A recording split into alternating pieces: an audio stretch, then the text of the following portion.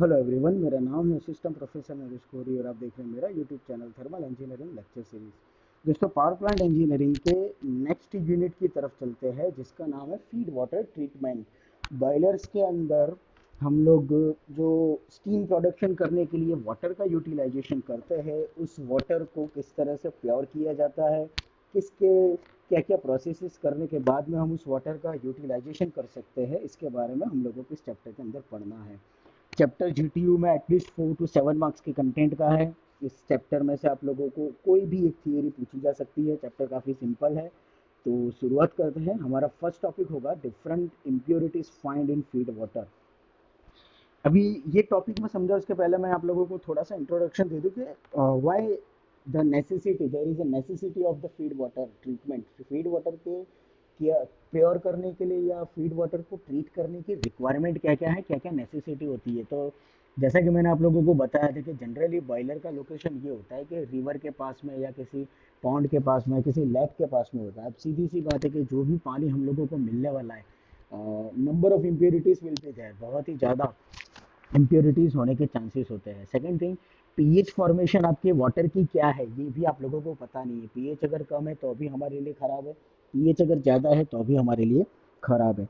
तो अगर ऐसे इम्प्योर वाटर को आप लोग यूज़ करोगे फीड वाटर के तौर पर, जैसे बॉयलर के अंदर सीधा स्टीम प्रोडक्शन करने के लिए, स्टीम प्रोड्यूस करने के लिए, तो चांसेस ये होते हैं कि आप लोगों को नंबर ऑफ पोर्शंस पे इम्प्योरिटीज़ की वजह से लॉस ऑफ एनर्जी के चांसेस रहेंगे या तो फिर मेंटेनेंस इंक्रीज होने के चांसेस रहेंगे।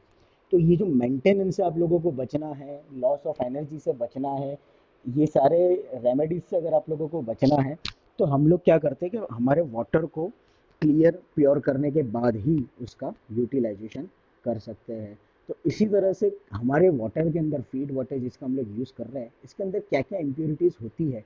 तो सबसे पहले number one, undissolved and suspended materials, जैसे कि सबसे पहले है टर्बिडिटी एंड सेडिमेंट, फिर सोडियम एंड पोटेशियम सॉल्ट, फिर क्लोराइड्स, देन आयरन, फिर sorry manganese, silica, microbiological growths, colour. ठीक है, इस तरह से नंबर ऑफ इम्प्योरिटीज आप लोगों को मिल सकती है, जिसका पहला पोर्शन है अनडिसॉल्व्ड एंड सस्पेंडेड मटेरियल्स में। तो पहला हम लोग समझते हैं turbidity and sediment. Turbidity in water is suspended solid particles in soluble matter like mud, sediment, sand, etc. that settle rapidly on standing। अभी इस लाइनिंग का सिंपल मतलब समझो, क्या सॉल्युबल मैटर होगा। आपको पता होगा कि पानी के अंदर मिट्टी वाला पानी जैसा होता है, तो पानी में इस तरह से मिक्स हो जाएगा कि आप लोगों को मिट्टी वाला पानी साफ पता चल जाएगा कि ये पानी गंदा है, जिसको हम लोग मड वाटर बोलते हैं। सेडिमेंट आपकी मिक्स हो जाएगी, सैंड आप लोगों की मिक्स हो जाएगी। ठीक है, ये क्लियरली आप लोगों को दिख सकता है कि ये पानी के अंदर इम्प्योर है। जैसे नदी का पानी ले लो, आप कोई भी रिवर बैंक के ऊपर जाओगे तो आपको पता चल जाएगा, नदी के किनारे आप जाओगे तो आपको क्लियर दिख जाएगा कि मिट्टी वाला पानी किस तरह से होता है। अभी जो प्रेजेंस होती है वो अनडिजायरेबल होती है। क्यों? क्योंकि हीटिंग और इवापोरेशन जो होगा वो इसकी वजह से हार्ड हो जाएगा, स्केल डिपोजिशंस के चांसेस हो जाएंगे, हीटिंग सरफेस और क्लोक फ्लोट सिस्टम आप लोगों की जनरेट हो जाएगी। ठीक है, अभी स्केल डिपोजिशन भी अगर जनरेट हो रहा है तो सीधी सी बात है, हमारे लिए तो ये हजार ऐसी है। क्योंकि स्केल डिपोजिशन से आप लोगों के कंपोनेंट्स के इरोजन करोजन के चांसेस लगने वाले, वो खराब होने के चांसेस रहते हैं। अभी ये इम्प्योरिटीज को कैसे क्लियर किया जाता है? It can be removed by filtration और सेटलिंग कोगुलेशन। फिल्ट्रेशन या सेटलिंग कोगुलेशन मेथड से भी आप लोग इसको दूर कर सकते हो। Turbidity of boiler feed water should not exceed 5 ppm। Standard measurement है हार्डनेस के रिस्पेक्ट में। ठीक है, कि कैल्शियम कार्बोनेट की जो वैल्यू है वाटर के अंदर, it should not be more than 5 ppm। Clear? In parts per million, PPM का फुल फॉर्म होता है पार्ट्स पर मिलियन, यानी कि grains per gallon multiply by 17.1 is equal to ppm। Next होगा sodium and potassium salt. Sodium and potassium salt क्या है? ये one type of alkaline है जो कि नेचुरली होते हैं और जो करोजन इफेक्ट को एक्सेलरेट करने के लिए काफ़ी इंपॉर्टेंट रोल प्ले करते हैं। आपको पता होगा कि करोजन इफेक्ट जब लगती है, जिसको गुजराती में बोलते हैं क्षार, ठीक है, तो वन टाइप ऑफ वो सॉल्टी पोर्शन ही है। तो ये हो सकता है किसकी वजह से? तो सोडियम और पोटेशियम की वजह से, जो कि वाटर के साथ में हाईली सॉल्यूबल है और हाईली कॉन्सेंट्रेट भी है। ठीक है, लेकिन अगर इसको बचाया जाए, मतलब कि वाटर में से ये इम्प्योरिटीज को निकाल दी जाए, तो आपके करोजन इफेक्ट के होने के चांसेस कम रहेंगे। नेक्स्ट होता है chlorides. They cause increased corrosive action of water. ये हमारे वाटर के अंदर करोजन इफेक्ट इंक्रीज करने के लिए बहुत ही इंपॉर्टेंट रोल प्ले करते हैं। नेक्स्ट होगा आयन। आयन क्या है? It is generally ground surface water contains less than 5 ppm, but even 0.3 ppm can create trouble in feed water system by soft scale. Ground water जो होता है उसके अंदर 5 ppm से भी कम हमारे पास में आयन होता है, लेकिन अगर 0.3 ppm भी 0.3 ppm वाला भी अगर पानी आप लोग as a feed water use कर रहे हो, तो उसकी वजह से भी सॉफ्ट स्केल के फॉर्मेशन के चांसेस रहते हैं, जो कि एक्सेलरेट करेगा आपकी करोजन इफेक्ट को। तो ferrous bicarbonate is most common soluble ion in water. ये फेरस बाइकार्बोनेट एक कॉमन सॉल्यूबल है, आयन कॉमन आयन है, सॉरी, जो वाटर के साथ में इजीली सॉल्यूबल हो जाता है, सॉल्यूट हो जाता है। It deposits become yellowish and reddish sediment of ferric hydroxide if expose to air. अगर ये एयर के कांटेक्ट में भी रहेगा ना, तो फेरिक हाइड्रोक्साइड में कन्वर्ट हो जाएगा, जो कि येलोइश या तो रेडिश पोर्शन आप लोगों को देगा। जैसे कि लोखंड के ऊपर आप लोगों को रेडिश पोर्शन सबसे ज़्यादा मिलता है, ठीक है। तो वो जो रेडिश पोर्शन मिल रहा है ना, वो बेसिकली हमारे लिए फेरिक हाइड्रोक्साइड ही है, क्योंकि आयन होता है इसीलिए। Manganese, its presence is equally troublesome as ion. जिस तरह से आयन हमारे लिए नुकसानकारक है, जस्ट लाइक दैट मैंगनीज भी हमारे लिए नुकसानकारक है। जितना नुकसानकारक आयन होगा, बिल्कुल इक्विवेलेंट मैंगनीज का निकलेगा। फिर होता है सिलिका। सिलिका में क्या होगा? Its presence in water is highly objectionable as its forms very hard scale in boiler and forms insoluble deposits on turbine blade. Silica जो होगा वो टरबाइन की ब्लेड के ऊपर, ठीक है, या तो फिर बॉयलर के ऊपर काफ़ी ज़्यादा ऑब्जेक्शनेबल स्केल, यानी कि क्षार या तो करोजन इरोजन इफेक्ट मैक्सिमम ज़्यादा जनरेट करेगा। अगर इसकी फीड वाटर में प्रेजेंस है, तो its reduces as low as 10 to 50 parts per million billion.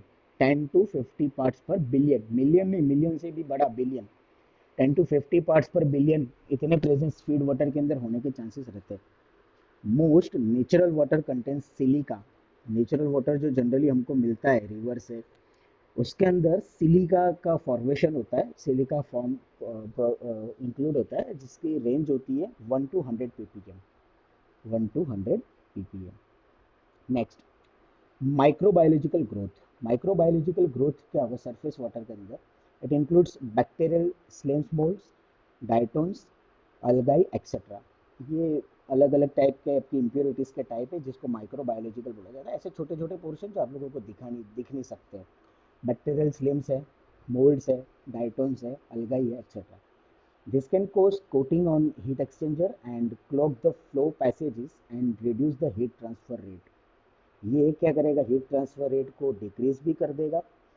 Flow passages के अंदर क्लॉग यानी एक ऑब्स्टेकल्स जनरेट कर देना, ऑब्स्टेकल्स भी जनरेट कर देगा, ठीक है, जो हीट एक्सचेंजर के अंदर वन टाइप ऑफ कोटिंग कर देगा, कि जिसकी वजह से आपकी हीट इजीली पास ना हो पाए, मतलब कि ट्रांसफर ना हो पाए। नेक्स्ट है कलर।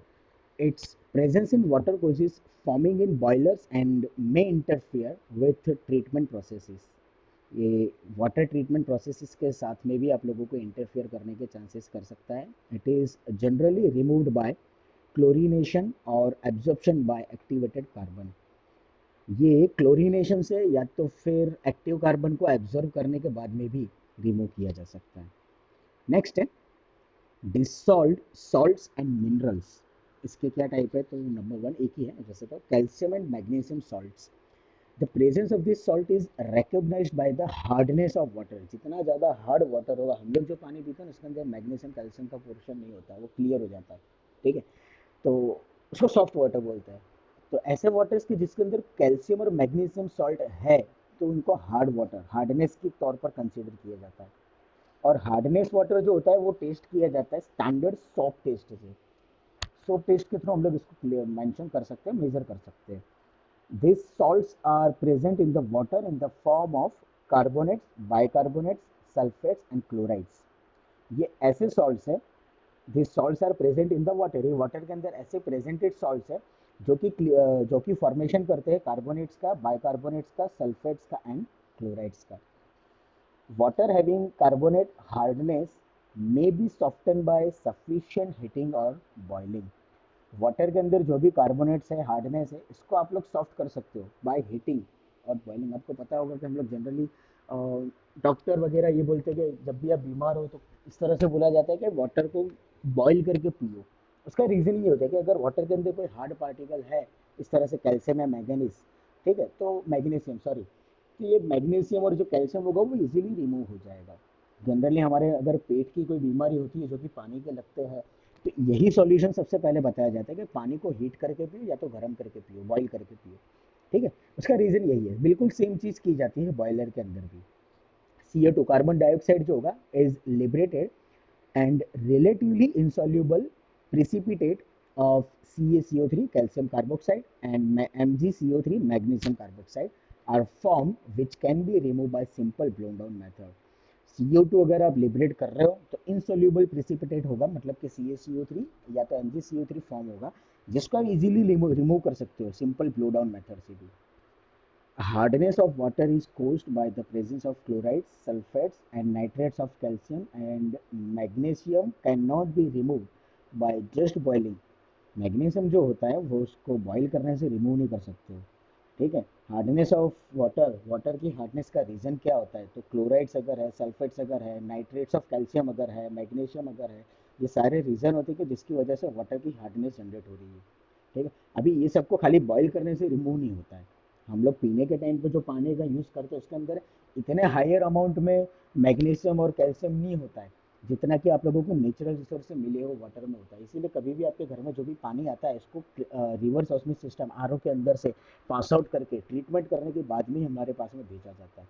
लेकिन यहाँ पर क्या होगा कि खाली बॉईल करोगे तो ये हार्डनेस के स्केल्स आप लोगों के दूर नहीं होंगे।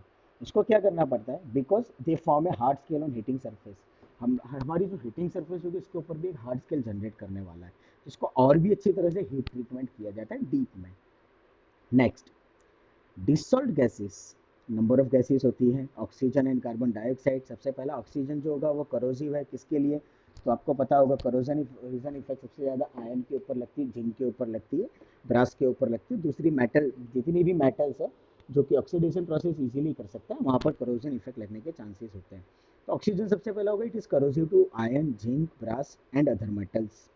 It is present in surface water in dissolve form, जो कि सरफेस वाटर के साथ में भी डिसॉल्व फॉर्मेशन में होगा। आपको पता नहीं चलेगा वो कि हाँ भाई यहाँ पर करोजन इफेक्ट स्टार्ट हो गई। After some time it will be found by you.